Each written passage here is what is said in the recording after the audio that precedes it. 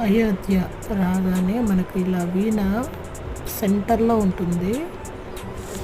ఇది అన్ని రోడ్లకు వెళ్ళే దానికి మధ్యలో ఉంటుందన్నమాట. చాలా బాగుంటుంది. నైట్ అయితే లైటింగ్స్, అంత వాటర్తో ఫ్లవర్స్, ఇదంతా ఇప్పుడే అంతా అయోధ్య అంతా కట్టడాలు, ఇవన్నీ షాప్స్, ఇవన్నీ చాలా కడుతున్నారు.